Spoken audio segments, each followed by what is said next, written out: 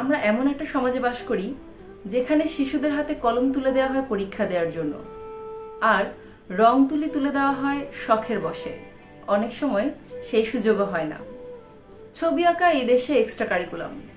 আমাদের পাঠ্যক্রমে, আমাদের আলাপ আলোচনায় শিল্পের কঙ্কাল আছে, কিন্তু প্রাণ নেই। আমাদের সোসাইটিতে কম বেশি সবাই মনে করেন ছবি আঁকা একটি বিনোদনের খোরাক। সত্যিই কি তাই?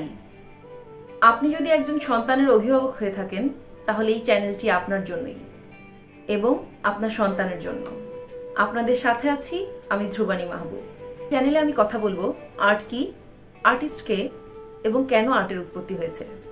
এই সমাজে শিল্পের কি প্রয়োজন, শিল্পহীন পৃথিবী হলে কেমন হবে, সাধারণ মানুষের ভেতর দিয়ে আর্ট কিভাবে ট্রাভেল করে, আর্ট থেরাপি, অটিজমে আক্রান্ত শিশুর জন্য আর্ট কিভাবে কাজ করে, শিশুর কল্পনা শক্তিকে শক্তিশালী করার মধ্যে দিয়ে আর্ট কিভাবে তাকে বাঁচতে শেখায়।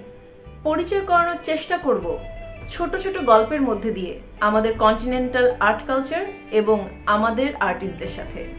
মনে করিয়ে দিতে থাকব শিল্প শুধুমাত্র বিনোদনের খোরাক নয়, আমাদের বিদ্রোহের ভাষা, আমাদের প্রতিবাদের ভাষা এবং আমাদের স্মৃতিকে ধরে রাখার ভাষা।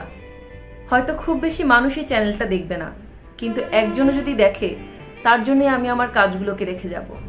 আমি বলতে চাই এক নতুন সমাজের গল্প, শিল্পের গল্প, সুন্দরের গল্প, শিশুদের গল্প, তাদের মনোজগৎ আর কল্পনা নিয়ে যে গল্প তৈরি হয় সেই গল্প। আমাদের এই জার্নিতে আপনাকে স্বাগতম।